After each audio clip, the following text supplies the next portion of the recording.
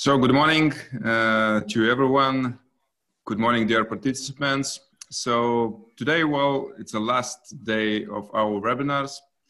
And previously we touched some topics like post-COVID strategic changes, marketing and validation of startup app platforms, also how to digitize business processes and how to evaluate or how to measure user experience in app platforms.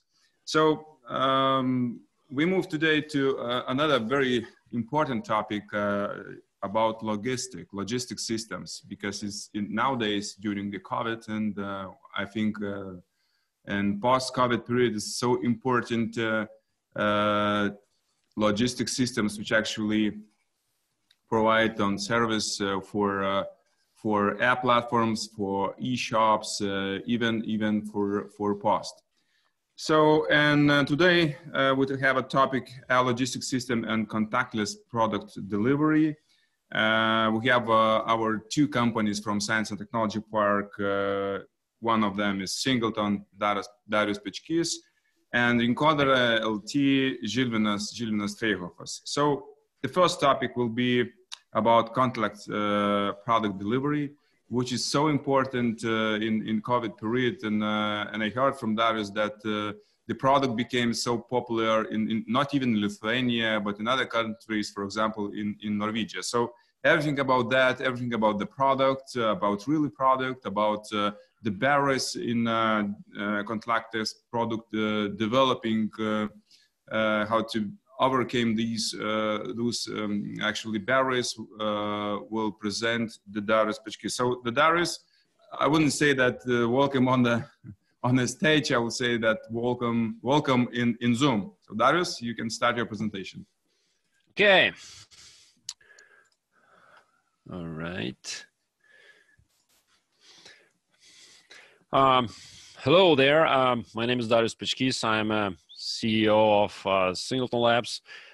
We are a software development company with the hardware solution, which I'm going to discuss a bit later on.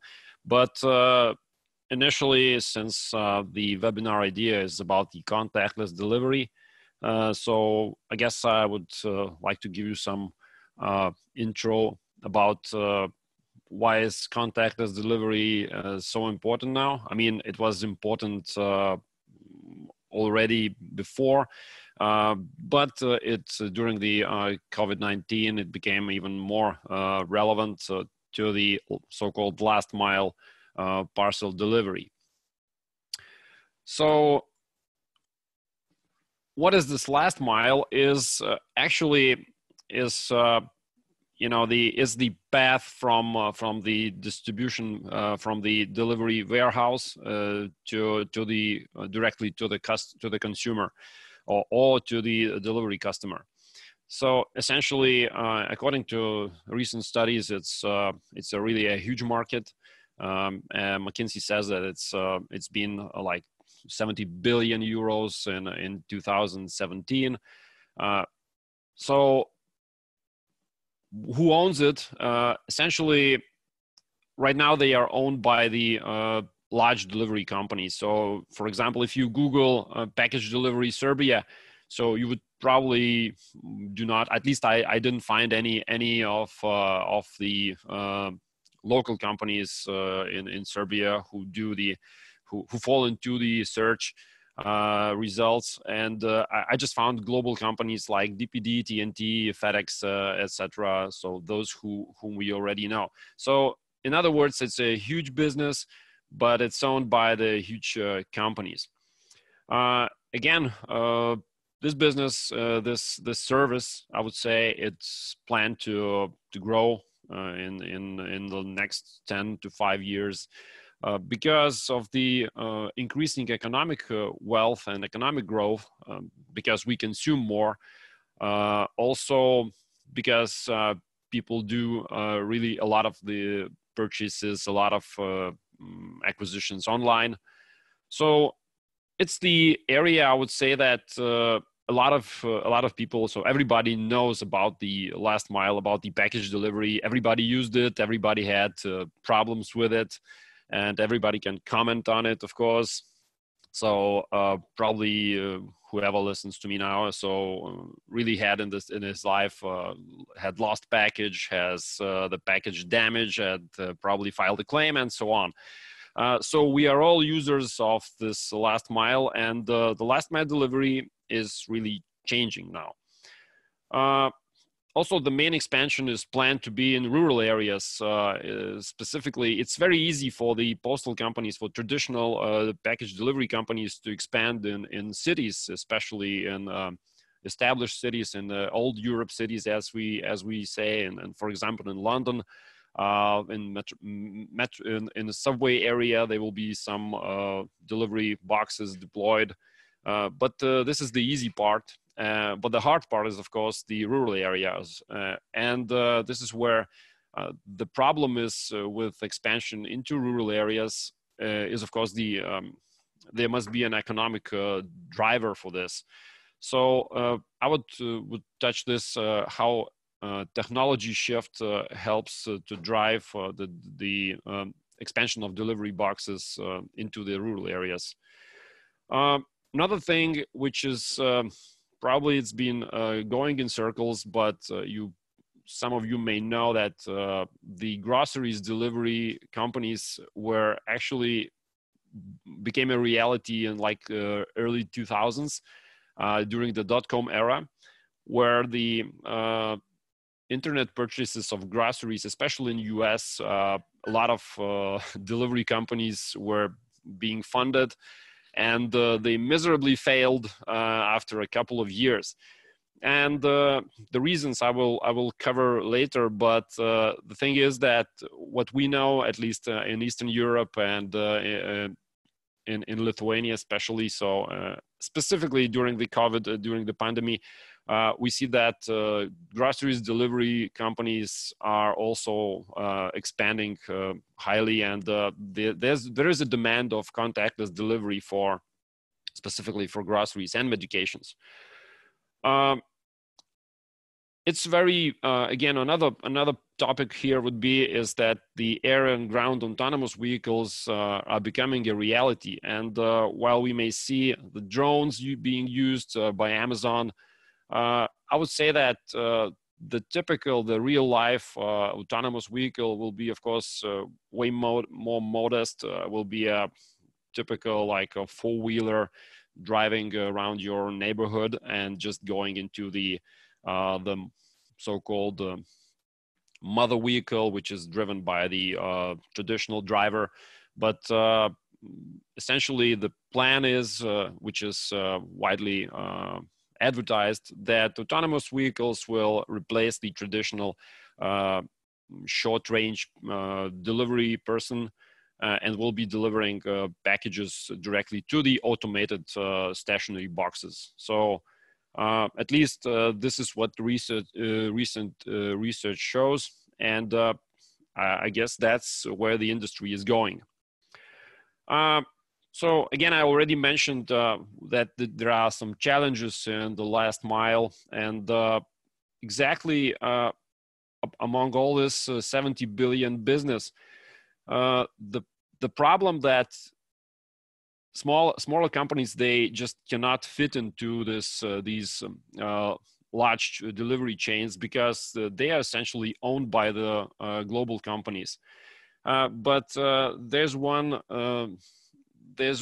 last mile opportunity here, because while being huge, the big companies, they do not actually want to deliver during the last mile zone, just because it's very difficult. It's a consumer delivery to the consumer, so it's really difficult to forecast, and it's very difficult to include a consumer into the company process. Consumers are not at home. Their boxes are traditional post boxes. They are damaged, and this leads to the waste of resources, waste of courier time, just the same increasing the overall delivery costs. So that's why companies like DHL, like FedEx, they either outsource or just try to use technology for last mile delivery and leave the pickup for the consumer. There are also some regulations as the food delivery and the medications delivery. So one of the things is that there are requirements for the temperature tracking. Food delivery, of course, is required for tracking of the time that the food has been in the box, because again, we are dealing with decomposing goods. So again, there must be certain regulations indicating how the parcel was delivered, when it was delivered, and what was the environment into which it was delivered, because we are talking about the risks for the human life or the health. Another thing is where the technology is again helps. So is that during the parcel delivery, our parcels usually get anonymous. So either it's like a 99-cent value from the AliExpress, or it's a brand new iPhone. For the delivery person, it's just a box. And usually, while being anonymous, our parcels are being delivered as as equal. And the loss of the parcel, however, it's differs highly in for example, in insurance costs. So the problem here is that technology should help parcel delivery to be divided into the low value and higher value parcels.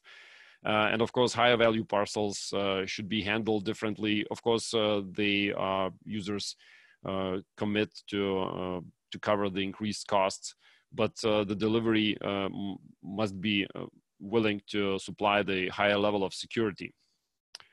Another thing is, well, the location selection. The thing is that most people, most consumers, they demand the in-house delivery. So this is typical traditional delivery where consumers expect the packages to be delivered to their location, to their home. And that's roughly about 65% of packages. Of course, it differs from country to country, but again, consumers expect the packages to be delivered directly to their house, which seems to be traditional, at least for the Europe. Again, the speed of delivery, of course, everybody wants it as fast as possible, but recent studies also show that not all the customers demand it in the high speed. They just expect, since the number of online purchases it's increasing, the customers simply would be more happy to get it conveniently, and the speed of delivery is more important to groceries or medications. Another thing is that returns are also one of the things that e-commerce, of course, was started to offer. And the last mile delivery also became the last mile return. So where the consumers can do the returns into the boxes and for later delivery to the e-commerce merchant, for example. Another thing, of course, I will not go into deep with this, but business-to-business deliveries, where we come to the higher value merchandise. That's another area which is very important. And the challenge of public acceptance, of course, is also very important, because even though the technology is there and has been there, as we say, for ages, like for several years now, but because of lack of public acceptance, there was a difficulty of expanding this technology into into, for example, rural areas, because people prefer the traditional way of package delivery.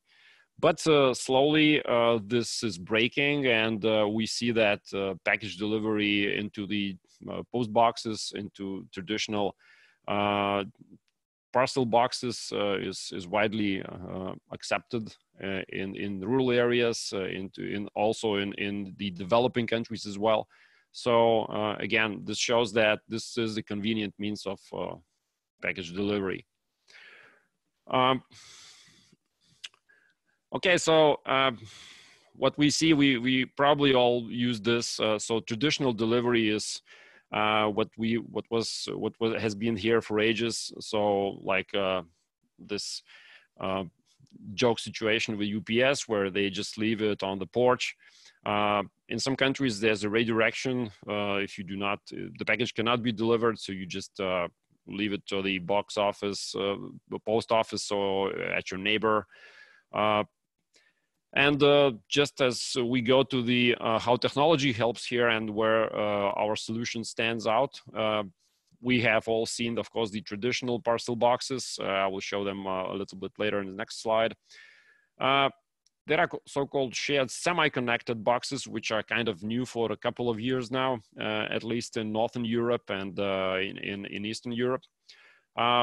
There's a private boxes also coming up and being used widely as the means of contactless delivery.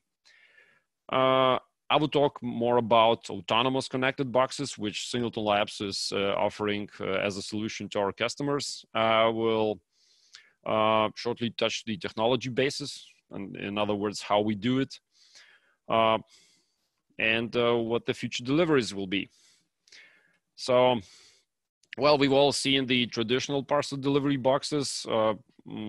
This is an example of the Amazon locker, but of course, all major delivery companies have them. And well, the problem is with these boxes is, of course, the traditional. They are expensive to build and operate. These are mains powered, and this is one of the problems, of course. But in other words, they do the purpose. They serve the purpose of package delivery without for the contactless package delivery. But again, it requires either 4G or ISP internet connection. As you can see, they usually have screens to interact. But for the public acceptance, it's really very convenient to use, because you just need the opening code that you get through the either via SMS or through the delivery company website. So it's not, the app is not required. So it's usually the traditional, for the several years now, it's been the traditional contactless delivery method that we know. Recently, especially in Northern Europe, the so-called, what we call semi-connected boxes, delivery boxes, appeared. The traditional delivery boxes, they require the mains power, and this is one of the difficulties that limit the expansion of these boxes. So they either have to be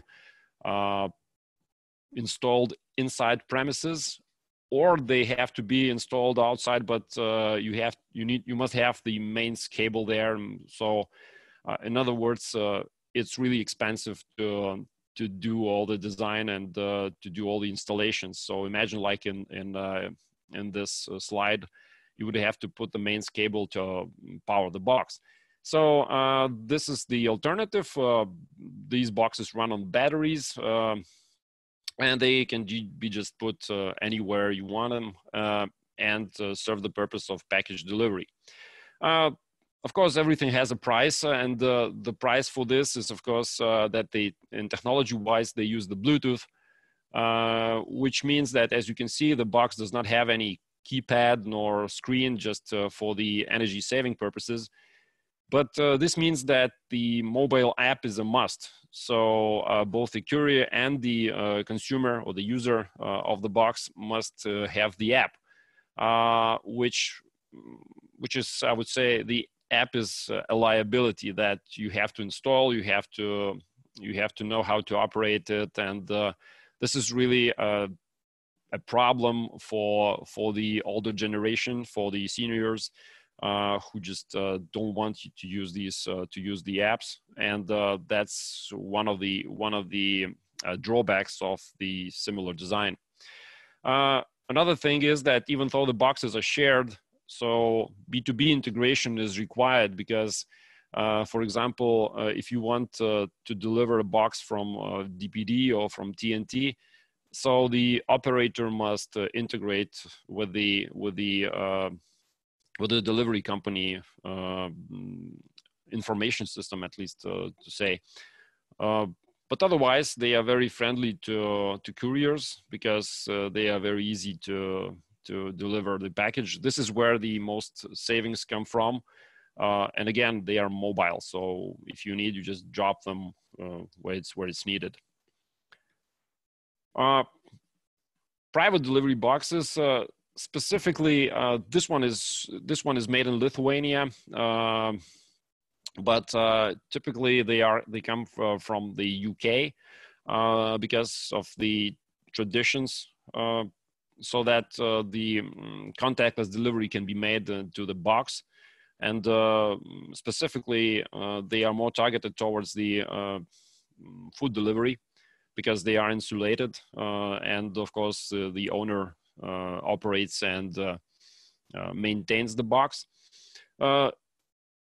They have their own drawbacks because typically these boxes run at around between 500 euros and up to 1,000 euros for a big box. So it's the size like around 1.2 meters by 70 by 70 centimeters. So it's quite a big box. But again, it runs on batteries, does not need mains, but it's very convenient for the courier.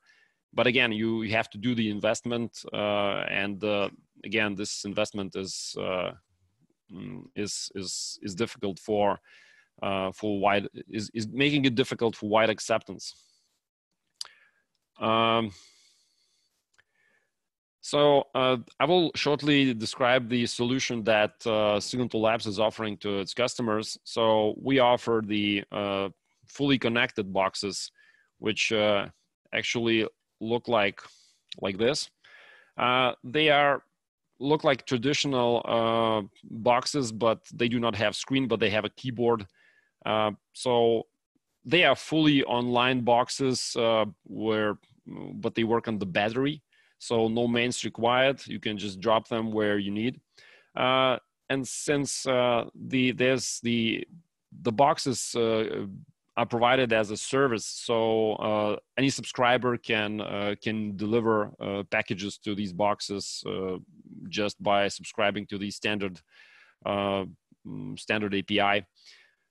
Another thing is that consumers, all the couriers, they do not need the app because they just can get the code. For example, couriers get the master code because opening the empty boxes is very simple. It should be simple, and the delivery should be as fast as possible. But the users, they get the opening code. They can, of course, use the app if needed, if they wish so. But using the keypad is also available, so you can just use this contactless delivery box as you use a typical wired or mains powered box. Another thing is the master and slave configuration. So there are vertical modules, which one of them is the main module, which has a keyboard. It's indicated with a small blue rectangle here. And the thing is that if there's a higher demand, so you can add any number of slave modules on the side, which do not require also do not require mains, they just run also on the batteries. We expect the battery lifetime to be at least 2 years, which is, of course, more or less acceptable because the maintenance still needs to be done at least once a year. Again, since it's fully about the security of boxes, since it's fully online box, again, all the tampering, breaking, alarming is available. So the service company knows when the box has been tampered with, so that it's offers the same functionality. Of course, there's no video surveillance, which is not feasible for the slow IoT connections, but otherwise all the security features are there. Again, if going to the technology stack, so it's of course the Sigfox, which is the IoT connectivity technology that we use, but one of the requirements is that you need to have a local operator. But again, it's very reliable sub-gigahertz connectivity, which is absolutely without compromises as to the costs, of course. So it's the most cost efficient. 5G has no way of competing with this. And of course, we have a Bluetooth connectivity as well. So if it's, for example, a personal box, so you can just have a Bluetooth and do not pay the subscription fee, but still have the contactless delivery box operated by your phone or your keyboard, for example. So I guess that's pretty much from me. And I guess, Paulus, will you take back from?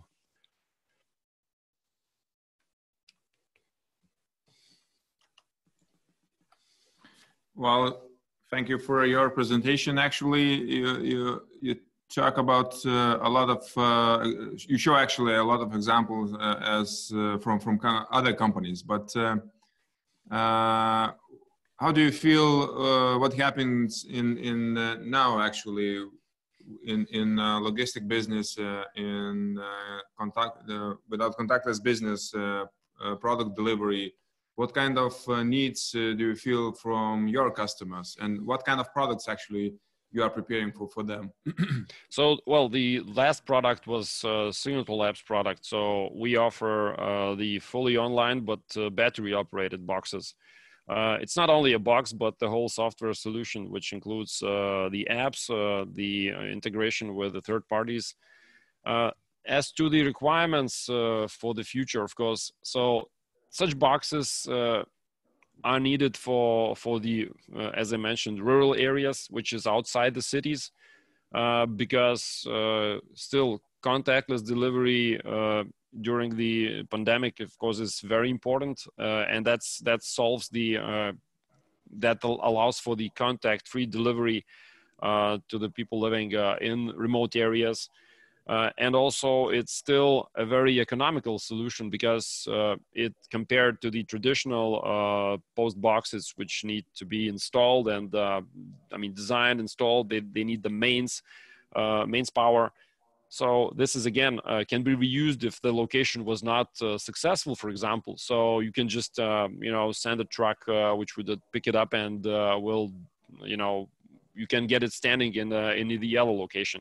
So as the market itself, our solution is very flexible and very mobile. In other words, we're not tying to the locations, and also the technology that we use allows us to always get the location of all our assets, all our devices in the field, and also the statuses.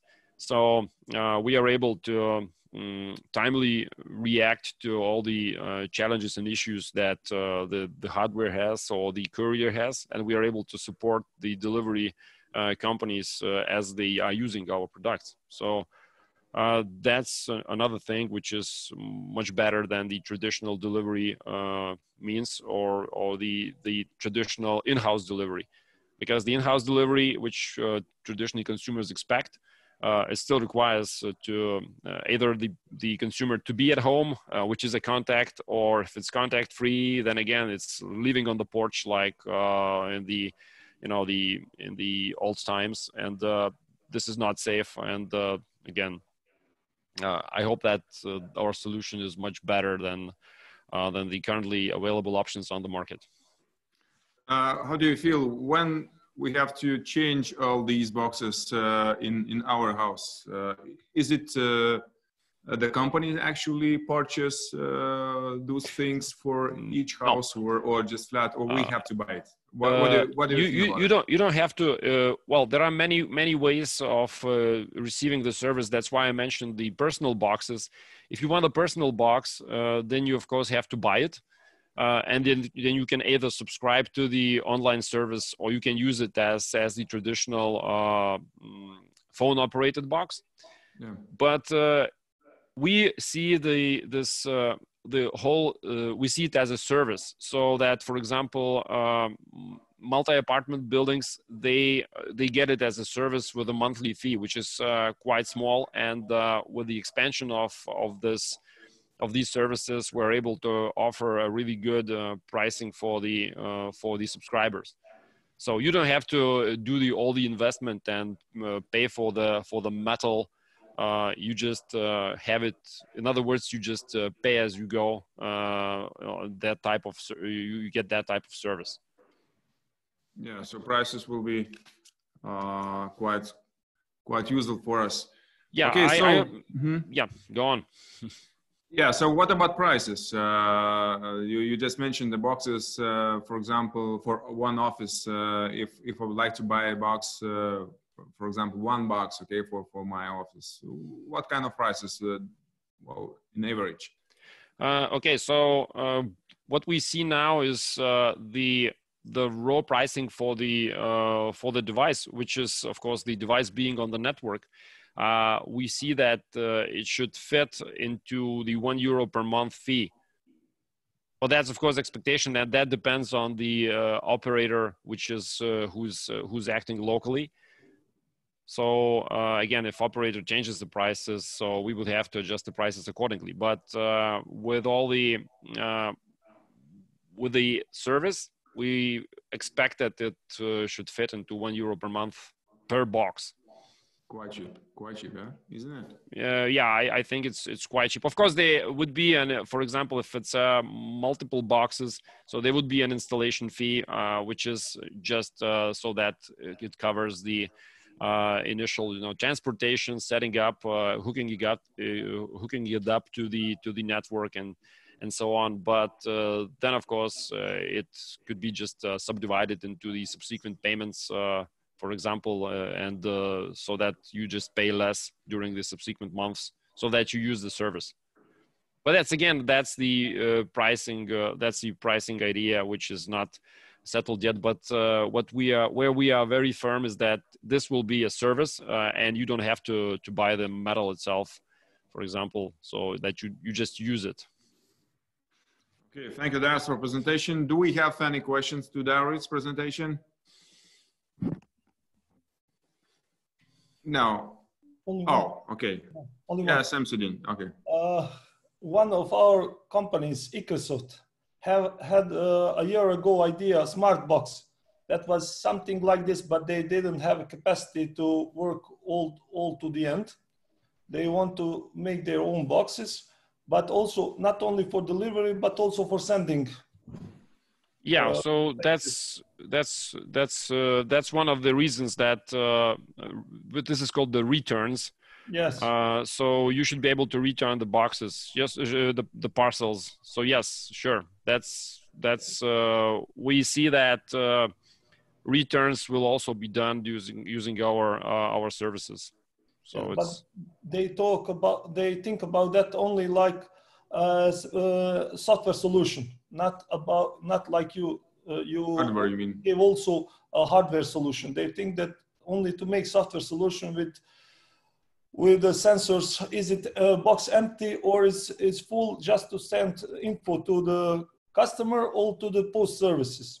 So you really organize that much better and like the whole solution. Thank you very much. Darius, do you have any sensors inside the boxes? Yes, we have. We have like if I could share the screen again if needed. So like we have just a second. Here we have 3 large compartments, which are essentially food compartments. So we have temperature sensors there. We can have, so we are not limited. So the hardware architecture allows us to hook up like weight sensors, vibration sensors, whatever. We are not limited in any way to adding up sensors to these boxes. But so far, we just have, you know, the locks, and we just have the temperature sensors for the food, because we want to track the temperatures. So that's how we plan to deliver it. So right now we have temperature sensors. There may be like humidity sensors if required, if we go into the medicals delivery. But so far, yes, we have temperature sensors for food compartments. Okay, so thank you very much for your presentation, for a very interesting presentation on new technologies. I wouldn't say that it's the future technologies, it's nowadays technologies, but well, everything moves so fast during the COVID and post-COVID period. So thank you, Darius. And we move to the next topic, our logistics system. And I'm waiting from Žilvinas. Žilvinas, are you ready? Yeah, yes. I'm ready. Just I will share a screen in a moment. Yeah, you can see the screen. Okay. Hi guys. I will have no slides to show because I want to tell a story, and to, if you have any questions, to discuss a little bit more about our experience of digitalization process and the stages we completed during the last 4 years with one project.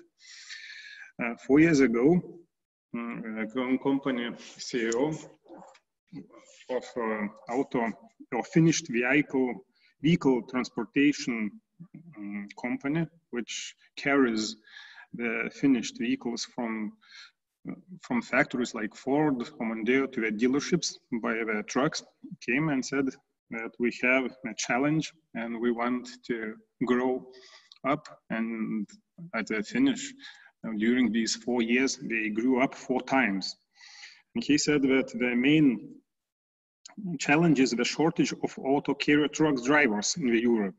Because every year there are less and less, and there are only 2 ways to compete in this market: is to bring always new cheap drivers from the Eastern Europe and to compete having them, or another way is just to become as much efficient as possible and to be quick and efficient. And if you want to be quick and efficient, you have to go to automatization and digitalization. And we liked that idea. And we said what we could, how we can solve it. So he said that he was looking for a long time for already made product, but there were no niche, because it's a very small niche if comparing to all the transport management systems just for auto carriers or finished vehicles. And it is impossible to adopt the right product for that. He said that the only thing he sees is to develop it from the scratch. And if we are interested in it, we were interested only in if we can make this product for the market. And we said that we don't want to make that product just for this company. So we made the deal that we are trying to make a product which will be suitable for more companies, but we will make it together on the basis of his company. So now we have already 4 years of work, and we're still at the period, what we call, if a product is not ready, don't push it to the market. And we are hoping to push it to the market at the end of this year. If there will be no COVID new cases as it was this spring. And we are already ready, because during last year, we managed to bring 2 new clients on this management system, and we tested how it could be like a rented simple rented software that any company who wants to take it, they wouldn't need to install it. It's of course web-based. It was from the beginning on cloud solution, and that you could only pay a simple amount of 15 euros per truck. And if you use the truck, you pay. If you don't use, you don't pay. That was our idea of coming to the market. Now, I think if everything is okay, we will start that pushing to the market with our product at the end of this year. The main point, what I wanted, before going into the details of this management system, because it's like a niche product, it's not interested for most of the people except who are working in this field. But we found some interesting experiences in the processes of digitalization. And I would like to start from that and to tell how it was, and maybe and our idea, it is for all the companies who would like to digitalize in this field. It's not only for transport system, but I think it's for all of the companies common, the stages. So the first stage, of course, when we decided with the company CEO to do it, was a resistance to innovation. That stage was really hard to take personally, because before that, we, like a company, and the people who we are working with had no experience with digitalization of and automatization of the processes. And it was really tough to come to a company and to try to find out all the algorithms we are working, to write down all how and what, and always to get no for an answer and to get a tough resistance. But what was very interesting, that after some time, we understood one thing, that the most opposing later became the most supportive. And the ones who were not opposing and didn't tell anything, they didn't support later too. And for business leaders who are leading the company in digitalization, we have to understand that an opposing ideas, opposing people inside of a company is not always bad thing. They are the people who really are in the company, and sometimes we just have to overcome that. After they overcome it, that people are really good supporters, and that's what the most interesting thing what we found out during this time. The main point during this resistant innovation was that you have to play the game between the CEO who supports like a manager, yeah, the whole process, and all the people who are resisting, and you can't make them enemies. So during this time, we had to grow up psychologically to understand in empathy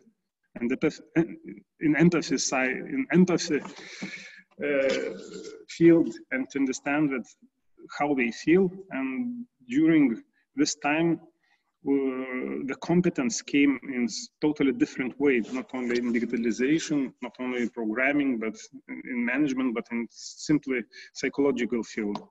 The other period, what we saw, was a period of active involvement. After some time, it depends, it could be a few months, it could be a year, when the main changes are made and the most opposing ones become the most supportive ones. People themselves start to actively make suggestions what to speed up, to automate way of work, because then we start to feel that you can simply make your work much easier if that one would be done. At this stage, the cost blows the most due to the number of requests, preferably when the company's managers fully allows the company employees to express themselves. I mean that there are so many ideas what to do that if to make them all, the cost blows the mind and blows any budget you could ever imagine. But the main point what we understood with the CEO of a company that it is very important not to stop the people from the request, but to take some time and to prioritize all the tasks and all the proposals. And then the most optimal solutions can be selected. So it is very important not to say no to any ideas what could be done. The later stage comes like a new comfort zone. Then after a few years, everybody got asleep again, and it was really hard to bring them all again to innovation, because everybody liked what was done, and let's stick to it. And it started again from the beginning, again the opposing team and so on. So we find out that we have to have a team of continuous improvement team, let's say that we have every month we have a meeting where we discuss about the current situations, about the improvements and what could be and should be done. So that's the way not to stagnate and not to stay in one place. The main point what helped us to and still helps us to go further is to make recording and traceability of each action. Then we can avoid the repetition of errors through their analysis. I mean that everything what is done is recorded on the web-based technology, and you can find out if any mistake was done or where some delay came. And in this meeting every month we discuss it, and we try not to make the same mistakes, and it helps us to get better. We called our system Brunas, and the official name is Intelligent Finished Vehicle Transportation Management Software for small and medium companies.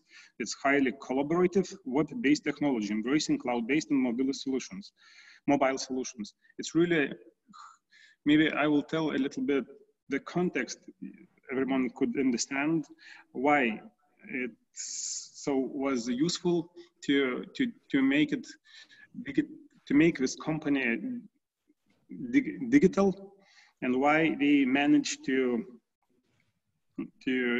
grow up so quickly.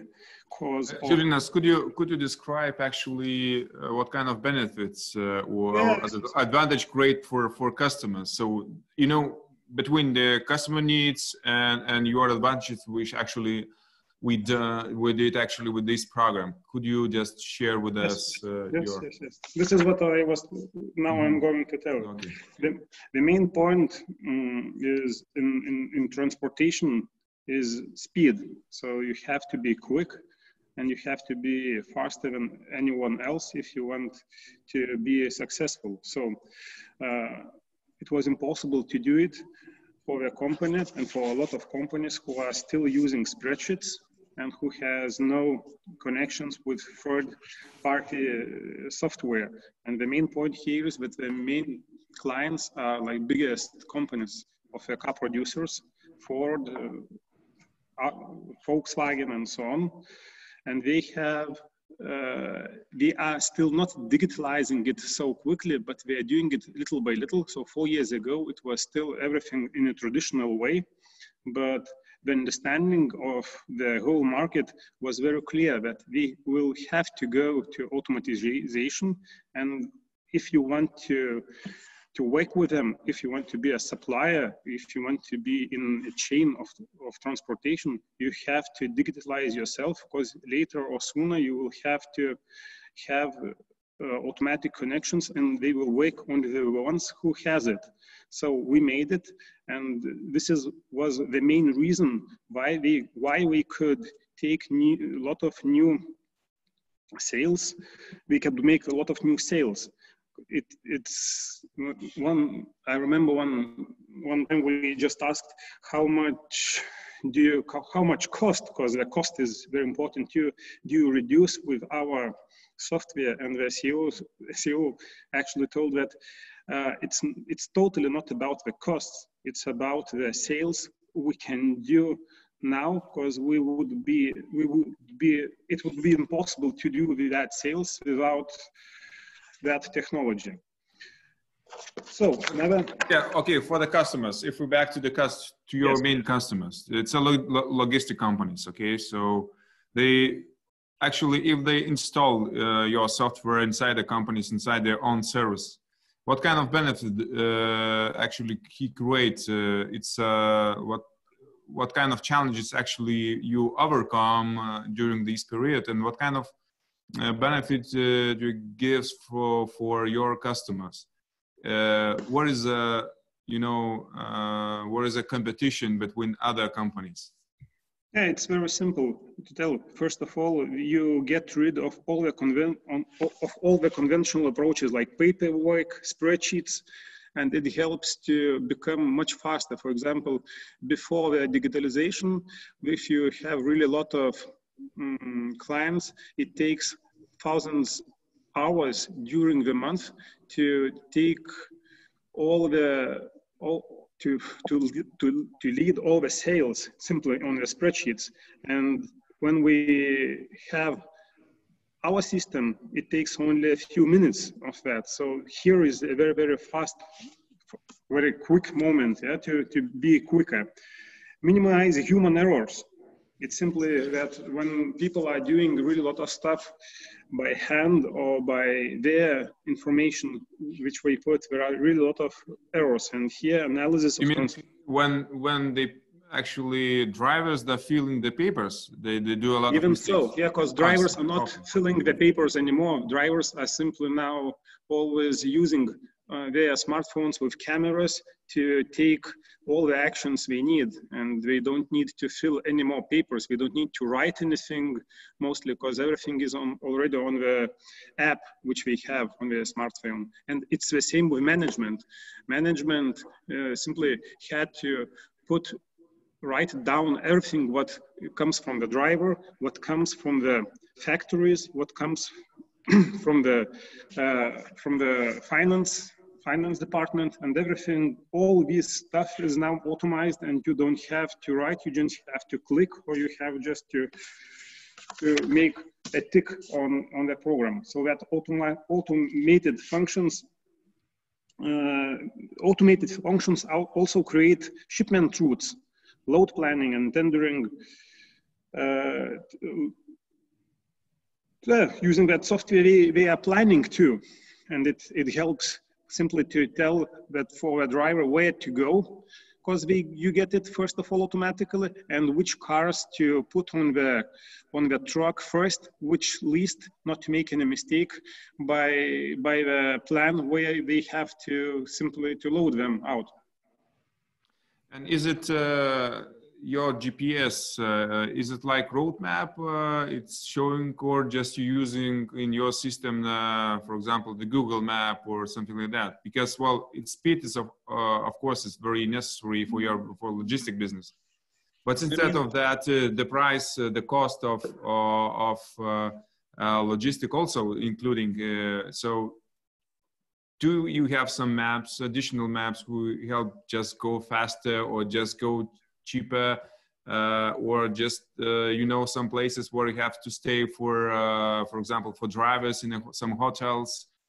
Yes, Paulius, thank you. All the stuff you are talking about is already integrated because it's automatically done. For example, it's the third party's information. We just had to we have to connect with our system, so you get all this information. And for example, the main point is that there are a lot of transport management system trackers different ones in Europe. And our job is simply not what we are doing. What we're doing, we are connecting. If you have, for example, in a company, it's often that we have not one tracker from one company, but for example, from 3 companies. It was like 1 year before they made the deal with one company, now with another. So we just connect them all, and we take the content from them and we put in the app for the driver, where he can see where to go. And the main point, what we did is that in real time, the management can correct the place he has to go. If the driver stops, for example, somewhere, they get a notification, the manager who is responsible for the driver, and he can write him down, or he can call and he ask what happened, why have you stopped, because I got a notification from there about you. Okay, I heard with some of them company which actually related to innovation. They create the system who allows you to check your workers in a construction field. So when you're entering into the construction field, you have to check your face in the face recognition camera, and also recognize if you have drunk or not, you know. So I heard that the same system already exists in the companies, in some cars. So is it directly somehow connect with that system? If I'm drunk, I cannot drive, and I cannot, you know, just start our car. So do you have some experience on that? There is no need for the professional drivers in our case, because we all understand that if we will drink, we will be out of business soon.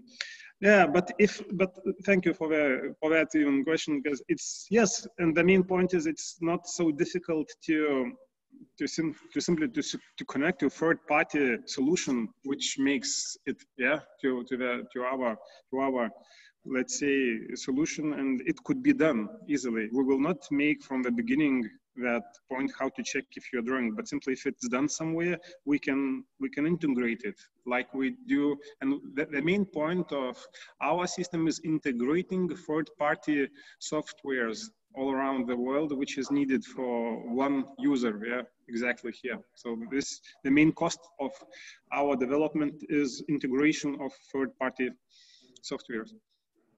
So during the COVID period, is it your software have got so much attention, or did you actually purchased your software to the companies? Or so what about interest of the companies during the COVID period to your software?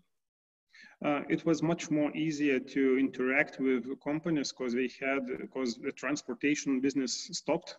As we all know, the producing of the cars stopped simply in Europe, so no one had what to do. So it was very easy to connect and to talk about it. And it was a very good time, let's say, for us to spread the news, what we have done, and everybody had time to take a look at it. But the main point for us is that at this point, we are still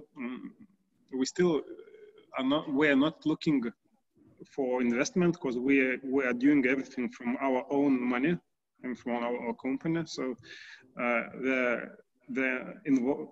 let's see, the way we see that product is that we wanted to make it as finished as possible for entering a bigger market, and only later we wanted to go and to look for an investor which could help us to go outside of Lithuania to other countries.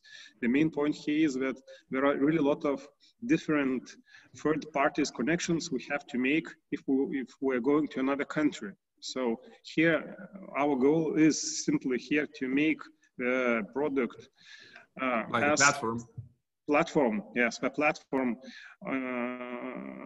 with Lithuanian companies as finished as possible to be sure that it's really good and the companies are satisfied, and then to, let's say, to duplicate it to other countries already using investors' money. Yeah, so quite usually way when you actually connect with your first or second customers and you're trying to build up your product related to the customer needs. So later on, actually depends on the other customers. You build bigger platform using by some needs or just to pay attention for the other customer needs. Okay, so thank you very much, Žilvinas, for your presentation about your program, about problems of the logistic system. So maybe some of you have questions related to logistic systems. No, I didn't get any questions. So I would like to say thank you for Darius and for Žilvinas for today's presentation. Also, I would like to say thank you for participant from Serbia. Well, it's a last hour webinar. It's a last hour meeting during this week. I hope so that after COVID period we'll meet in Kaunas now it's in autumn, and some of them companies on, if you like those companies, actually we actually present during these webinars, so I can introduce you. We can go to the office to see new products and new devices which actually have done. And so for today, the time is running out, and I would like to finish our meetings. I wish you stay safe, and I wish you best of you. And I hope so. I hope that we'll meet in autumn in Kaunas. Thank you very much, and bye. See you later. See you later.